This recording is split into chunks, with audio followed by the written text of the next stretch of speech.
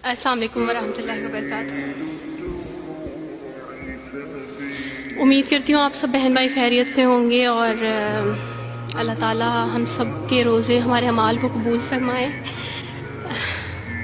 मैं ना बड़ी रोतलू हूँ तो इसलिए मेरी आवाज़ शुरू में ही रोने वाली हो जाती है।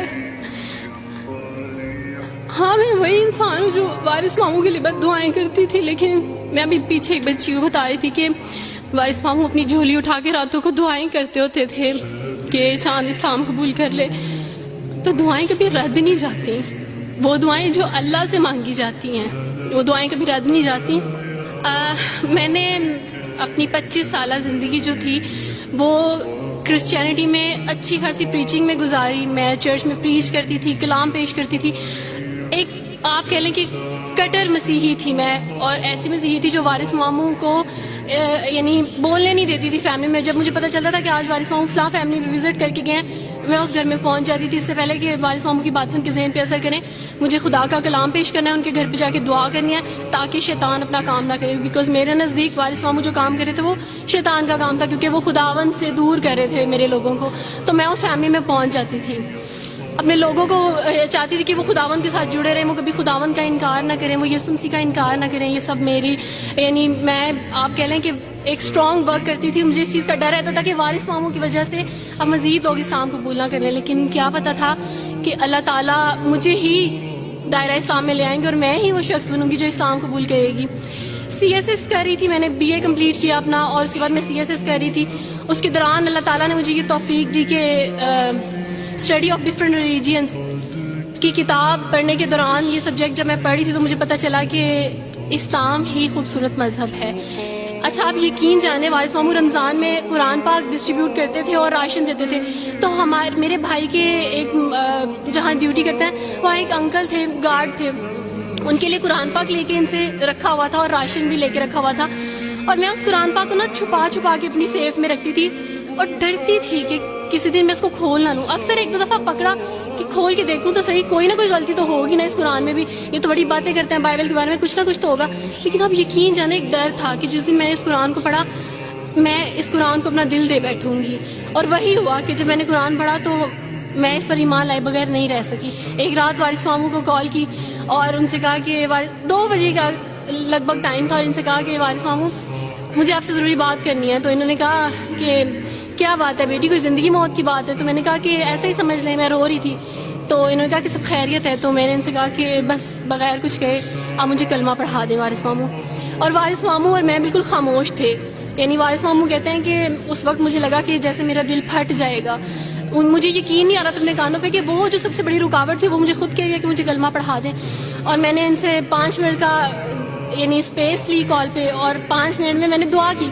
लेकिन उसके बाद मैंने कहा कि अगर मैं हक पे हूँ, सच पे हूँ, तो बस फिर खुदावंद इसको हो लेने दे। और वही हुआ, मैंने इस्लाम कबूल किया और सोचा था कि CSS कंप्लीट करने के बाद फैमिली में अनाउंस करूँगी।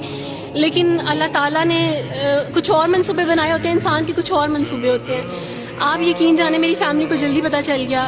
एक रात मेरे बाबा ने वारिस मामू को घर बुलाया और इनसे कहा कि हम चांद की शादी करना चाहते हैं, आप इससे पूछ दें कि अगर किसी को पसंद करते हो तो हम इसकी शादी उससे कर दें, हम जो है ना वो इसकी मर्ज़ी के ख़िलाफ़ नहीं जाएंगे। तो मैंने उनसे कहा कि आप ऐसा नहीं कर पाएंगे। उन्होंने कहा कि नहीं, हम कर सकते हैं। मुझे ये था कि मुझे पछतावा ना रहे कि मैंने शायद उस दिन पापा से बात करती तो पापा मान जाते। तो मैंने उनसे कहा कि पापा मैं एक मुसलमान मर्द से शादी करूँगी, आप ऐसा मेरे लिए कर सकते हैं? अगर आप किसी मुसलमान से मेरी शादी करेंगे तो ठीक है, मैं शादी करने के लिए तैयार हूँ। मेरे घर में एक सन्नाटा छा गया और इस खामोशी के बाद जो है यानी सब फैमिली वाले रोने शुरू हो गए। उन्होंने कहा कि आप अपने मज़हब में वापस आ जाओ।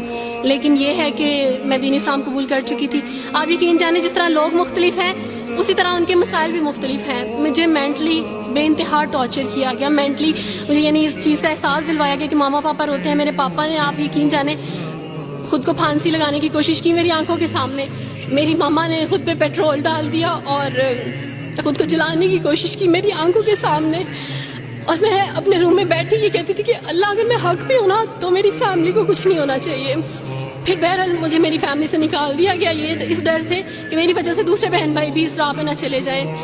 और वारिस मामू को बुला के मुझे घर भेज दिया गया, उनके घर भेज दिया गया।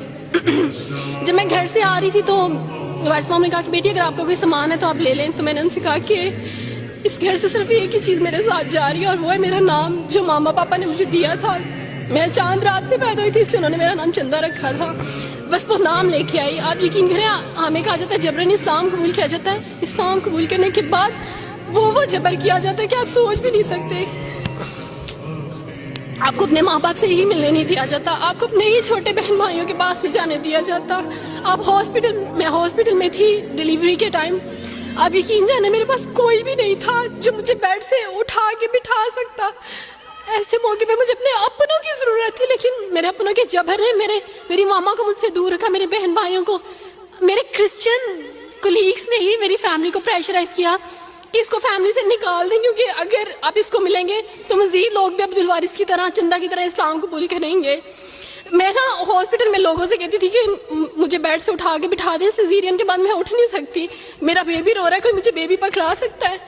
آئیڈیا ہی نہیں تھا ہاسپٹل میں کیا کیا لے کے جاتے ہیں. میرے پاس ایک ایسا دوپٹہ نہیں تھا جو میں چینج کر سکتی. ایسے موقعوں پہ آپ یقین جانے آزمائش اور جبر اسلام قبول کرنے کے بعد ملتا ہے.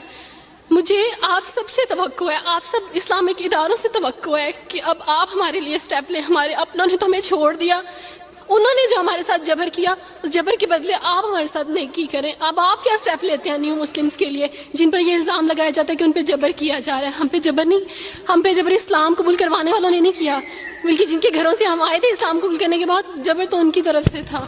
اچھا سر, کبھی کٹے بیٹھ کے روئیں گے.